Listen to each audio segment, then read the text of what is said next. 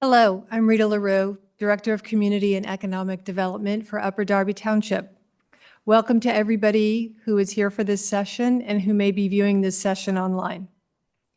The Upper Darby Council Zoning Committee has prioritized the review of Ordinance 3106, informally known as the Smoke Shop Ordinance, and has asked the administration's professional staff to assess its effectiveness and to develop suggestions for enhancements. This team has included Upper Darby Code Enforcement, the Upper Darby Police Department, Upper Darby Fire Department, the Township Engineer, and was led by my team in Planning and Zoning. Our format for this session is as follows. There will be a presentation by Joshua Chast, who is our Planning and Zoning Manager. There'll be an audience Q&A, and there'll be engagement. You can see some of our poster boards here, where everybody will be able to take sticky dots or sticky notes and give us their comments on these boards. At that time, Joshua and I, as well as Courtney Mullen, who is our assistant planner, will be available for additional questions. For those of you viewing online, there will be a survey on the township website with the same questions as these engagement posters. The survey will open tomorrow, which is Friday, May 3rd, and will be available through Tuesday, May 7th for your feedback. Thank you to the Council Zoning Committee Chair Minnick and to Council President Tunis for the opportunity to address this topic, and to Mayor Brown and Chief Administrative Officer Jones for their support of the staff's work. As always, we look forward to hearing from the Upper Darby community. Joshua, the floor is yours. Thank you, Rita. So again, my name is Joshua Chast. Thank you for having me, and hello to everyone viewing online and in person. So today we're going to go over our proposed recommendations for Ordinance 3106, our proposed amendments. So Courtney's going to put up the PowerPoint, and then we'll get going.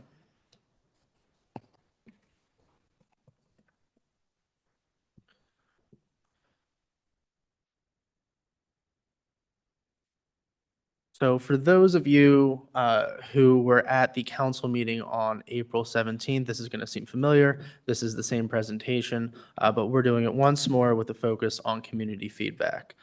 So starting at the beginning, I just want to give a little bit of background for Ordinance 3106. It was originally enacted by Upper Darby Township Council on December 1st, 2021, and it had two main sections. Section 1 was focused on adding nail salons as a use, and then adding, making sure that nail salons, barbershops, and beauty salons were not within 300 feet of each other. The second section is where we actually get into the smoke shop portion of the ordinance, and that started by adding a definition of a hookah bar, adding a definition of a smoke shop / smoking parlor. Smoke shops were added and permitted by special exception in the C1, C2, C3, and C4.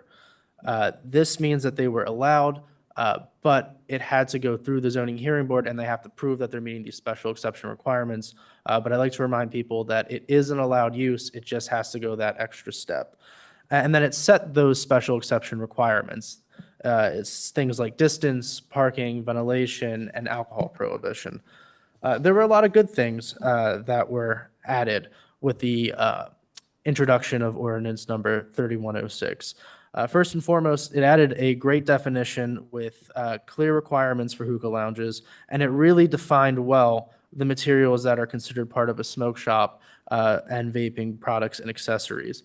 So you'll see on the screen everything that's coded in yellow. Those are all the examples of the numerous types of tobacco products and vape products that we consider part of tobacco use or a smoke shop use. It also gave a prohibition on alcohol at these stores and locations, and it also gave us defined hours of operation.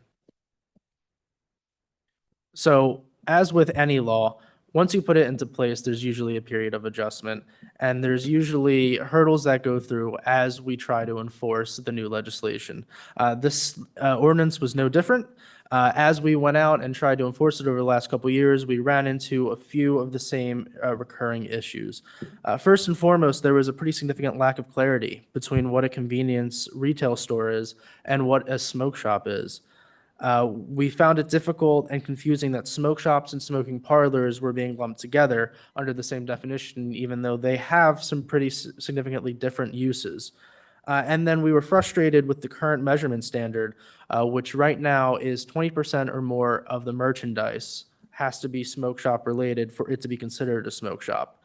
Great in theory, but in practice, time consuming for code enforcement and incredibly difficult to calculate and very easy to evade. Additionally, Upper Darby Police Department reported trends of robberies, assaults, and illegal sales to minors at these stores. And then we received many community complaints and at our zoning hearing board meetings from our council members and from requests directly received by township staff. So those are some of the things that we found that we needed to address as we were getting into the amendment of this. One of the biggest things as well is a lot of the businesses that are operating as smoke shops are not technically smoke shops, although it may feel that way. For example, we only have about 22 actual smoke shops in Upper Darby, either here because they're existing nonconformities or because they went and received that special exception from the zoning hearing board. But it feels, or there's estimated that there is 40 to 70 convenience stores that are operating as smoke shops. And as you can see by the graph, what happens a lot is that a business will receive its approval as a convenience retail and then slowly over time, or sometimes quickly, add inventory and effectively operate as a smoke shop, which is why it feels like smoke shops are all encompassing. So let's get to the changes. So what are we looking to change? So when we sat down, we came up with about 5 things that we needed to revisit. First and foremost, we have to define it. We have to improve how a smoke shop is defined, and we have to change the measurement for determining smoke shops. The second thing is we have to revise the number of zoning districts that allow smoke shops by special exception. Remember, it's all 4 right now. Third thing we had to condition, we had to update the special exception requirements, and then we had to add stricter signage requirements for our smoke shops.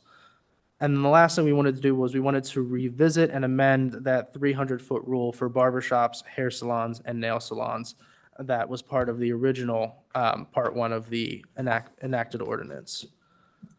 So let's drill in a little bit to defining and how we can improve how we define a smoke shop in Upper Darby. So we want to move away from percentages and move into measurements of square footage, right? This is something that we can do easily, we can do quickly, and we can do it whether we're there or on paper. So what we're proposing is to change how we measure to 15% of the retail floor area. So instead, right, of measuring merchandise and products, we'll just be going in and measuring the location of that merchandise. And that will be simpler, easier, and much more effective to enforce. As well, we're going to include putting all tobacco merchandise, vapes, and vaping accessories together. Not only do they have to do this based on the crimes code, but now we'll have a way to enforce it ourselves. We want to add the definition of tobacco products to add some clarity in the language that exists currently. And we want to change smoking parlor to cigar lounge for clarity as well. So a little bit about how we would go about this through the sample site plan. So what you can see is this is the typical layout of any type of convenience store. What we'd be looking for, right, is creating that area around the smoke shop. So if you see all the area in orange is area that would have tobacco products. So it's, it would be a counter, it would be the wall behind.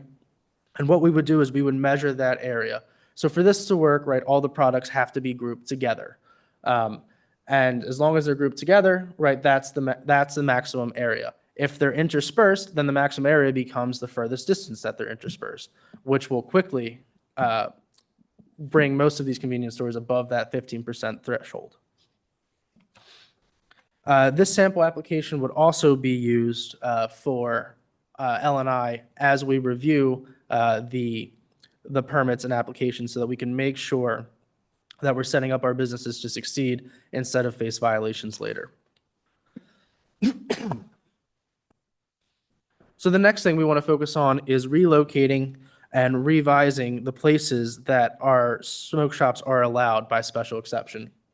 So right now, they're allowed in all 4 commercial districts, C1, C2, C3, and C4. And up on the left, you can see that we have that map there, and you'll see each of the sections. C1 is light pink, C2 is red, C3 is orange, and C4 is in brown. So what's really important is this is every commercial district, and what we found is that it's based off of talking through different department heads, council members in the community, is we really need to reduce the number of sections. So we're recommending that council reduce this by half to eliminate smoke shops as a permitted or as a special exception in the C1 and the C3. So the slide to the right is showing the C2 in red and the C4, and this would be the only area that allows smoke shops by special exception. And the reason that we removed it from the C1 and the C3 is the C1 is generally our long corridors along the township. So think of your Westchester Pikes, your Vermont Roads, your Garrett Roads, your long lanes. They're typically low intensity uses, restaurants, shops, things of that nature. And they're only ever about 1 parcel deep. So they're usually surrounded by residential neighborhoods almost always on the backside. So what we found is that there's a lot of issues that come with the smoke shops butting right up against these residential uses. So we wanted to eliminate as much of a possibility as we can. We also wanted to eliminate from the C3 as that is our highest density zoning district. So the next thing we wanted to focus on is updating the special exception requirements. First and foremost, we would ask council to increase the distance between smoke shops from 500 feet to 1,000.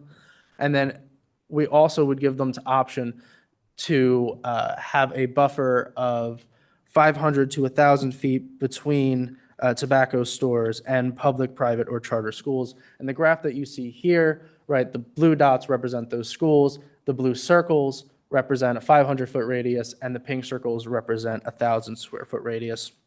One of the issues we found when talking to our police and code enforcement is that a lot of times children will stop on their way to school or after school to go and pick up vaping products, cigarettes, and accessories you would get at a smoke shop. And we found it really important that we try and minimize the area around these schools and reduce the smoke shops there. Lastly, we want to update the special exception requirements. Right, we want them to submit professional elevations and floor plans. We want them to comply with township staff, spot checks by township staff. And we want to make it clear that selling prohibited items to minors will result in a loss of special exception status and/or a certificate of occupancy. And we also want to make it clear that escalating violations, right, will result in a loss of special exception. And that means that they'll have to go back to the zoning hearing board. And the last thing related to smoke shops is adding stricter signage requirements. So, right, we would have it that any retail store that is promoting, advertising smoking shops, smoking products or accessories will have to meet that definition of smoke shop, which means they'll have to either be in the C2, C4, or ask for that special exception or variance. We also want to focus on window signs and make sure that they count towards the allowable square footage. And then we want to also prohibit electronic signage or moving electronic signage, limit signage to less than 25% of the window or 75% of the window space must remain open, and temporary signage should be removed after 30 days. Now, because Ordinance 3106 was built around Section 1 and Section 2, we would also recommend a section or a change to Section 3106 regarding nail salons, barbershops, and beauty salons. So right now, a nail salon, a barbershop, and a beauty salon cannot be within 300 feet of each other. What we found is that this increased soft costs for opening a new business. So instead, right, of just paying the $100 business permit fee, these new business owners are now paying upwards of $2,000 in zoning hearing board cost and attorney costs. And then it also increases the time and cost of the zoning hearing board, who has to hear these cases where a barber shop and a nail salon have typically almost nothing in common, and don't use the same customer base, and in fact, often will be complements of each other as they cater different people. So we recommend removal of this as a whole, and we think that will help, promote economic success in Upper Darby. And that's everything I have to share with the PowerPoint. So we can move on to our QA section, and I'll bring back Ms. Rita LaRue. Thank you, Joshua. It appears that our audience is mostly online tonight. I want to acknowledge Councilor Minnick and Council Vice President Heyman, who is here in the room. Thank you. Are there any questions we can answer from either of you? No. Thank you. Thank you very much, and thank you for being here. So for those of you who are watching online or will be watching online, again, there'll be a survey on the township website that will allow for additional engagement and opportunity to tell us how you feel about this ordinance, what you like, what you don't like. We will collect all the feedback, get it back to council, and we'll continue through the process. This is a zoning ordinance, so it does need to go through Act 247, which elongates the time a little bit, but we are hoping for sometime in mid to late July for a resolution if council is satisfied and votes to enact it. So thank you again for being part of this process in any way that you can be. And thank you, Joshua and Courtney, for all the work that you have done.